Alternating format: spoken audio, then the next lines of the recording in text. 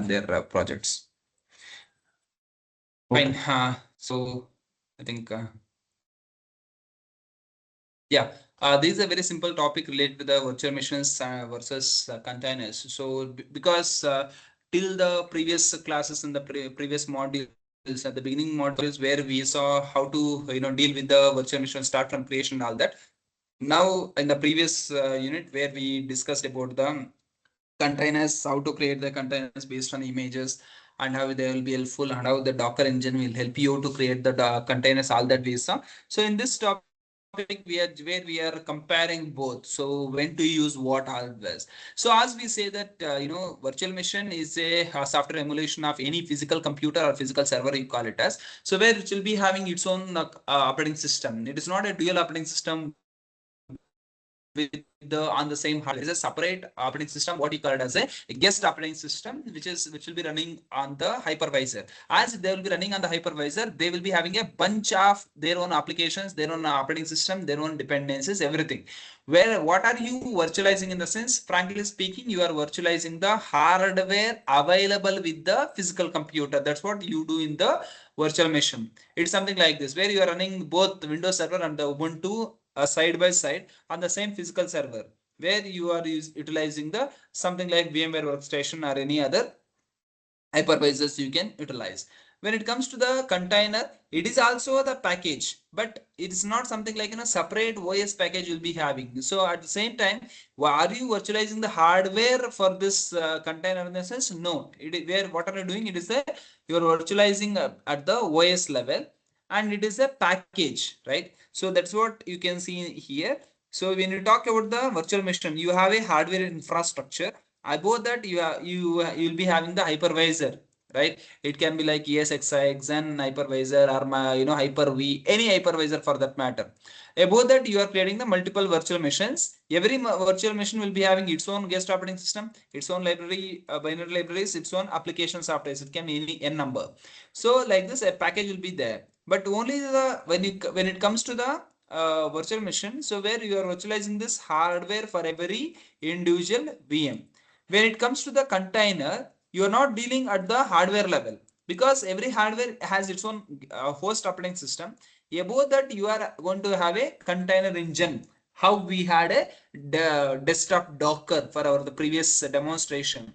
So because desktop Docker, where you can create your own images and containers, right? So that is what one such you'll be. Where is the desktop Docker? It is placed directly above on your host operating system, and which itself you can create the container based on the respective images. And every container is will be utilized for running the respective applications. Here if you see on the containers, even in our previous demonstrations also, I have not spoken or I have not demonstrated anything related to the OS. That's what we are talking about. There won't be any specific OS related to every container like in the virtual machines. In the virtual machines, having a guest operating system is compulsory, but in the container, you don't need a separate guest operating systems, as they will be running directly on the host operating system by utilizing the container engine, right?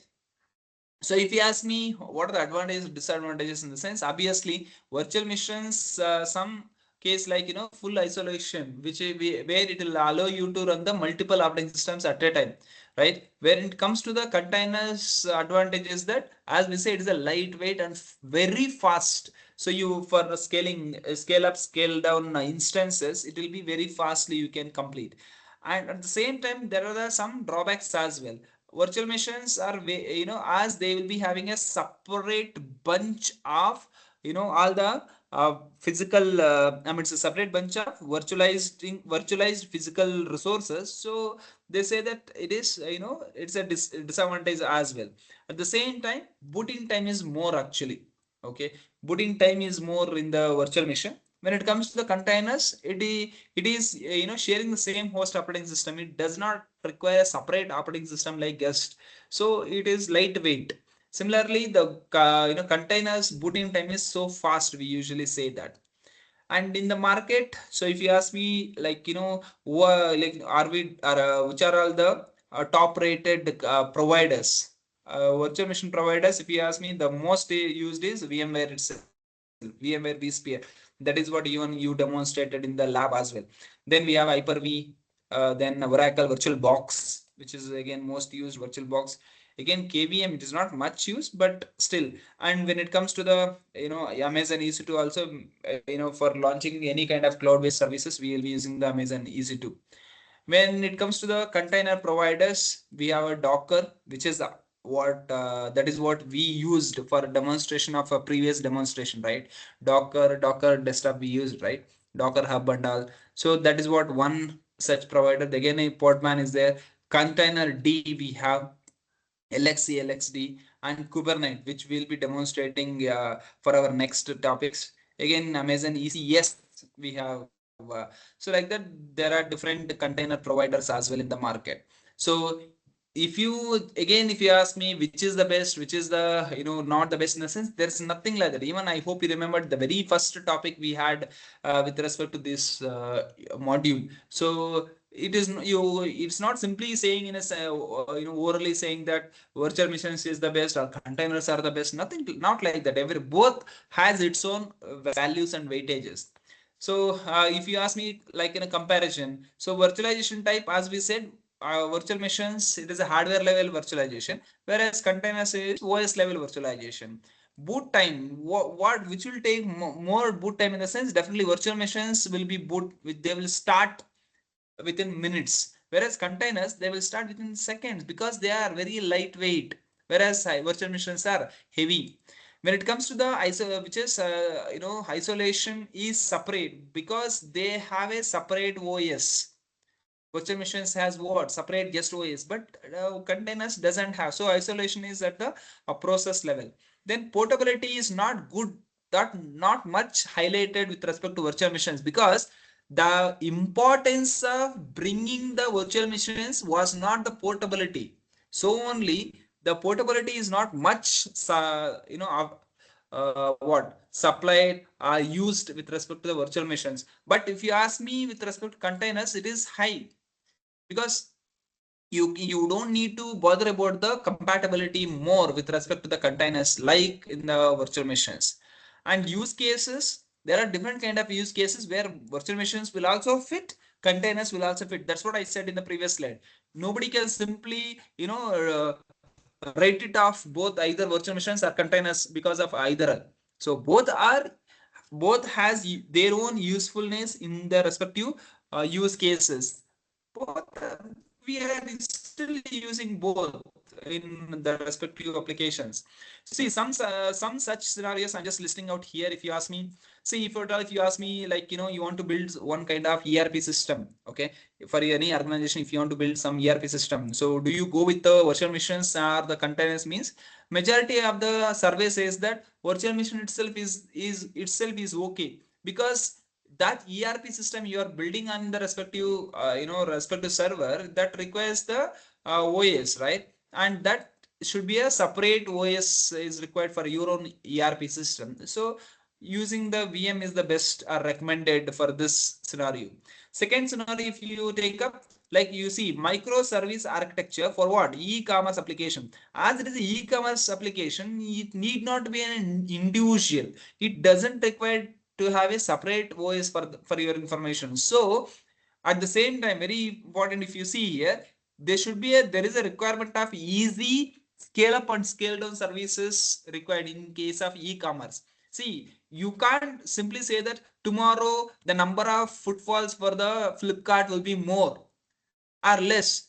Based on the predictions, there is a requirement, or there is a possibility to scale up or scale down the services, right, in the e-commerce web applications. So compared to the VM, containers are the best in case of e-commerce application.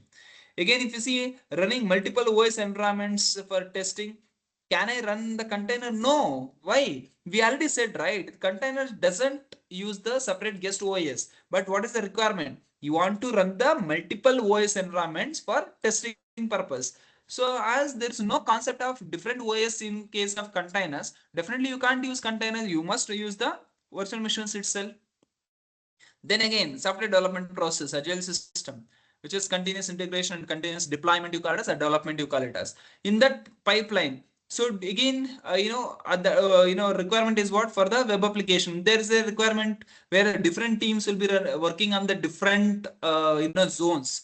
So there is a requirement where you need to keep updating among the different team members. So you have a Docker hub, right? So you keep on building them, you keep deploying them where others can keep accessing through the public repository like the Docker hub without disturbing any other system. So which is best compared to the VM? So containers are the best.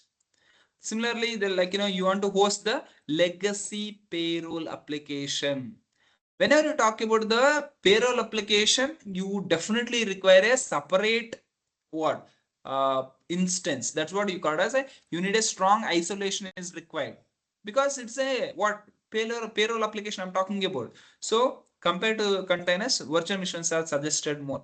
Then again, REST APIs, what we saw, even the Docker architecture we saw, right? So for that, you need a lightweight. So containers are the best. Again, edge computing for IoT devices. You don't need a separate guest operating system for that, for IoT edge computing. So it contains are enough, right?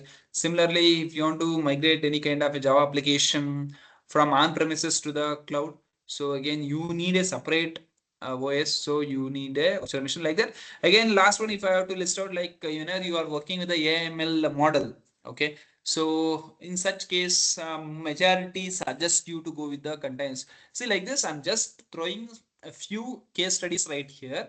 But one statement I would like to highlight is that yes, we have the service of both virtual machine architecture, and also we have a container Docker architecture as well. We are not saying that just because containers came to the picture, you need to remove the virtual machine architecture. No, virtual machine architectures are also used in majority of the applications. Similarly, the containers as well, where for your requirement, what fits is more important rather than saying that I don't want this or that. Right? That is just a simple point topic on this virtual machines versus